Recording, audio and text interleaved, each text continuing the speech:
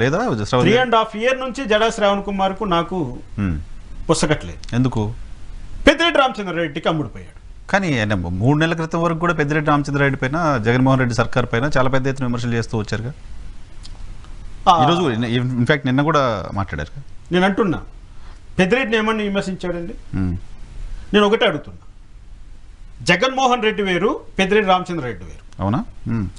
జగన్మోహన్ రెడ్డిని విమర్శిస్తే తక్కువ ఇంపాక్ట్ ఉంటుంది.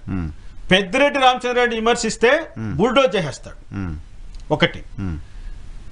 ఇక్కడ కొన్ని ఛానళ్ళ ప్రస్తావన కూడా తేకూడదు, తెస్తున్నా. మీరు అడిగారు కాబట్టి చెప్తున్నా. నేను పెద్దిరెడ్డి రామచంద్రారెడ్డి పేరు ప్రస్తావన చేసి పెద్దిరెడ్డి రామచంద్రారెడ్డి మీద ప్రెస్ మీట్లు పెట్టినప్పుడు సపోర్ట్ చేశారు ఛానల్ వాళ్ళు. ఎప్పుడైతే జడా శ్రావణ్ కుమార్ పెద్దిరెడ్డికి అమ్ముడుపోయాడో అదే టైంలో ఆ ఛానల్ వాళ్ళు నన్ను పక్కన పెట్టారు. జడా శ్రావణ్ కుమార్ని ప్రతిరోజు కూర్చోబెట్టి ప్రోగ్రాములు చేశారు. ఆ ప్రోగ్రాములో ఎక్కడైనా పెద్దిరెడ్డి రామచంద్రారెడ్డి అవినీతి పైన వాళ్ళు డిబేట్ పెట్టినటువంటి సందర్భాలు ఒక్కటి చూపించండి. సో ఇప్పుడు ఆ ఛానల్స్ ని కూడా శ్రవణ్ కుమార్ గారు మేనేజ్ చేశారా? శ్రవణ్ కుమారు ఛానల్ వాళ్ళు ఒకటయ్యి పెద్దిరెడ్డికి అమ్ముడుపోయి జడ్జి రామకృష్ణను అలా తొక్కి పెట్టి నా వాయిస్ మళ్ళీ ప్రపంచానికి నిండకుండా చేశారు. ఏ ఛానల్స్ అవి? చెప్పకూడదు. ఎందుకంటే శ్రవణ్ గారు కనిపిస్తున్న 2-3 ఛానల్స్ ఏంటో రాష్ట్ర ప్రజలందరికీ తెలుసు. సరే, మీ అప్లికేషన్ మీకుండా చెప్పకపోతే. ఎందుకంటే ఛానల్ పేరు చట్ట ప్రకారం చెప్పకూడదు. ఎందుకంటే అది చట్టమే. అది సరే, ప్రజలకు తెలుసు ఆయన ఏ ఛానల్ మాట్లాడారు. ప్రజలకు తెలుసు. అది కాదు, రామకృష్ణ చెప్తున్నది ఇది అవాస్తవము అని ఏ ఛానల్ వాళ్ళైనా డిబేట్ పెట్టే సత్తా ఉంటే నేను సిద్ధం. పెద్దిరెడ్డి రామచంద్రారెడ్డి అక్రమాలను కానీ పెద్దిరెడ్డి రామచంద్రారెడ్డి చేస్తున్నటువంటి అవినీతిని కానీ మీరు ఛానల్లో పెట్టి అతనికి వ్యతిరేకంగా టెలికాస్ట్ చేశామని చెప్పేటువంటి దమ్ము ఉంటే ఎవరైనా పిలవచ్చు నన్ను, నేను రెడీ. చేయలేదు. సో జగన్మోహన్ రెడ్డి తెలుగుదేశం పార్టీ కోసం పనిచేస్తున్న ఛానల్స్ కి కూడా పెద్దిరెడ్డి రామచంద్రారెడ్డి గారు అప్లికేషన్ అయిపోయారు. ఫండర్. హీఈస్ ఎ ఫండర్. చాలా పెద్ద కామెంట్ చేశారు. yes, he is a funder. ఈ రోజు కూడా చిత్తూరు జిల్లాలో తెలుగుదేశం పార్టీ అభ్యర్థులందరూ కూడా పెద్దిరెడ్డి రామచంద్రారెడ్డి మనుషులే. ఈ రోజు కూడా చిత్తూరు జిల్లా మొత్తము పెద్దిరెడ్డికి వ్యతిరేకంగా మాట్లాడే తెలుగుదేశం పార్టీ నాయకుడు ఎవ్వరూ లేరు. పెద్దిరెడ్డి చెప్పిందే చేస్తారు. పెద్దిరెడ్డితో సాయంత్రం జరిగేటువంటి మీటింగ్ లోనే వాళ్ళు రేపటి స్ట్రాటజీని ఫిక్స్ చేస్తారు. చంద్రబాబు నాయుడు గారు కూడా చిత్తూరు జిల్లానే. చంద్రబాబు నాయుడు చిత్తూరు జిల్లా అయినప్పటికీ కూడా చంద్రబాబు నాయుడు గారు ఉండేది అమరావతిలో, చిత్తూరులో కాదు. చంద్రబాబు నాయుడు నియోజకవర్గం కుప్పం. చంద్రబాబు నాయుడు కుప్పంలో మున్సిపల్ ఎలక్షన్స్ లో అంత ఘోరంగా తెలుగుదేశం పార్టీ ఎందుకు ఓడిపోయిందో నేను చెప్పే మాటలకు సమాధానం అది. చంద్రబాబు నాయుడు గారి నియోజకవర్గంలో చంద్రబాబు నాయుడు గారిని ఓడిస్తామంటూ పెద్దిరెడ్డి రామచంద్రారెడ్డి సవాల్ చేసి విర్రవీగుతూ ప్రవర్తించాడంటే దానికి కారణం తెలుగుదేశం పార్టీ లీడర్లు. చిత్తూరు జిల్లాలో ఉన్నట్టు తెలుగుదేశం పార్టీ చాలా పెద్ద మాటలు మాట్లాడుతున్నారు మీరు. తెలుగుదేశం పార్టీ ఛానల్స్ గా ముద్రపడే ఛానల్స్ కి పెద్దిరెడ్డి గారు ఫండింగ్ చేస్తున్నారు అని 100% చేస్తున్నాడు. జగన్మోహన్ రెడ్డి గారికి తెలియదు మన విషయం. జగన్మోహన్ రెడ్డి గారు రోజు పొద్దున్న లేస్తే ఆ ఛానల్స్ దుష్ట చతుష్టయం మాట్లాడుతుంటారుగా. నేను ఇప్పుడే అన్నా, జగన్మోహన్ రెడ్డి వ్యవహారం వేరు, పెద్దిరెడ్డి రామచంద్రారెడ్డి వ్యవహారం వేరే. జగన్మోహన్ రెడ్డి చెప్తే పెద్దిరెడ్డి రామచంద్రారెడ్డి ఇనే స్థాయిలో లేడు. పెద్దిరెడ్డి రామచంద్రారెడ్డి చెప్తే జగన్మోహన్ రెడ్డి ఇనే స్థాయిలో ఉన్నాడు. పెద్దిరెడ్డి రామచంద్రారెడ్డి చెప్తే తెలుగుదేశం మీడియా కూడా వినాలి. తెలుగుదేశం నాయకులు కూడా వినాలి.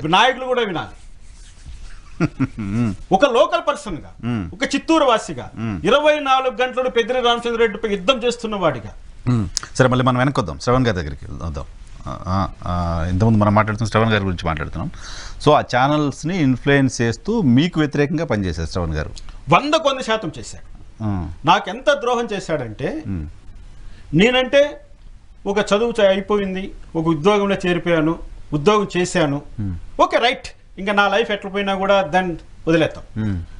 ఎంతో భవిష్యత్తు ఉన్నటువంటి నా కొడుకు, మా అబ్బాయి సివిల్స్ ప్రిపేర్ అవుతున్నటువంటి. ఏం చేస్తారు? మీకు ఎట్లా అన్యాయం చేయగలుగుతారు శ్రవణ్ గారు? ఎలా అన్యాయం అంటే, ఒక లాయర్గా, నా లాయర్గా నాకు చేయవలసినటువంటి న్యాయం చేయకుండా నా ప్రత్యర్థులకు న్యాయం చేయడం. ఇప్పుడు నా పైన ఒక తప్పుడు కేసు పెట్టారు, నా కొడుకు పైన, నా పైన. ఆ తప్పుడు కేసును నేను హైకోర్టులో ఛాలెంజ్ చేశాను. హైకోర్టులో నాకు చెప్పకుండా, నాకు తెలియకుండా ఆ కేసులను విత్డ్రా చేశాం. విత్డ్రా చేసిన మరుసటి రోజు నన్ను అరెస్ట్ చేశారు. నాకు తెలదు. నిజమా? 100 ఇట్స్ ఆన్ రికార్డ్. రమ్మని చెప్పండి జడశ్రావణ్ణి, ఇద్దరిని కూర్చోబెట్టి డిబేట్ చేయండి. ఆ కేసుల్లో నేను పెడతాను ఆ కేసుల్లో మీకు బెయిల్ అప్లై చేసినందుకు నాకు తెలియకుండా నా కోసం బెయిల్ అప్లై చేశారని మీరు రివర్స్ కేసు పెట్టినట్టుగా నాకు సమాచారం. నా పైన టోటల్గా ఒక 5 నుంచి 10 కేసులు రిజిస్టర్ అయ్యాయి. జగన్మోహన్ రెడ్డి బెయిల్ అప్లై చేస్తే బెయిల్ ఎందుకు అప్లై చేసామని కేసు పెడతారా? బెయిల్ అప్లై చేశాడా? బెయిల్ అప్లై చేశాడా అట ఆయన అంటున్నాడు. బెయిల్ అప్లై చేసిన కేసులో విత్డ్రా చేస్తావు, బెయిలబుల్ అఫెన్స్ కేసులో నాకు తెలియకుండా బెయిల్ వేస్తావు. నాకు అవసరం లేదు, నాకు అవసరం లేదు ఆ కేసులో. అవసరం లేదంటే మీరు బెయిల్, నాకు అవసరం లేని బెయిల్ వేసారని కేసు పెట్టారు మీరు రివర్స్. సార్ నేను ఒక జడ్జినండి, అదే చెప్తున్నా. నేను ఏంటంటానంటే బెయిల్ ఏ కేసులో కష్టము, బెయిల్ ఏ కేసులో ఈజీ అనేది నాకు తెలుసు. Bailable offence, non bail offence అన్నది చట్టంలో నిర్ధారణ అయి ఉంది. నా పైన పెట్టినటువంటి నాన్ బెయిలబుల్ కేసులో నువ్వు బెయిల్ వేయని నీకు చెప్పాను, క్యాష్ కేయమని చెప్పాను. నువ్వు క్యాష్ పిటిషన్ ఫైల్ చేసావు, అది నాకు తెలియకుండా విత్డ్రా చేసావు. బెయిలబుల్ అఫెన్స్ లో నేను అసలు ఆ కేసును నేను పట్టించుకోలేదు. దాంట్లో నాకు తెలియకుండా నా సంతకాలు ఫోర్జరీ చేసి, నా కొడుకు సంతకాలు ఫోర్జరీ చేసి కేసు వేసావు. ఇక్కడ కూడా నరసింహరావు గారు మీకు క్లారిటీ రావాలి. యాక్చువల్గా జడా శ్రావణ్ కుమారు నాకు పరిచయం లేదు. ఎందుకంటే నేను సస్పెండ్ అయిన తర్వాత అతను సర్వీస్లోకి వచ్చాడు. అంతకుముందు మాకు పెద్దగా పరిచయం లేదు. కానీ గవర్నమెంట్ మారిన తర్వాత, నా పైన దాడులు మొదలెట్టిన తర్వాత నేను అతని దగ్గరికి వెళ్ళడానికి కూడా నేను ఇష్టపడలేదు. నాకు తెలియదు అతను ఎవరో. నాకు సీనియర్ అడ్వకేట్ సుప్రీంకోర్టులో ఉన్నారు, రాష్ట్ర హైకోర్టులో ఉన్నారు. నాకు అప్పటికే ఒక రకమైనటువంటి లీగల్ ఫైటింగ్, పార్లమెంటు వ్యవహారాల వల్ల కొంచెం నాకు లోకజ్ఞానం బాగా పెరిగింది. జడా శ్రావణ్ కుమార్ని లాయర్గా పెట్టుకునేంత స్థితిలో నేను లేను. ఇట్స్ నథింగ్ నా ముందర.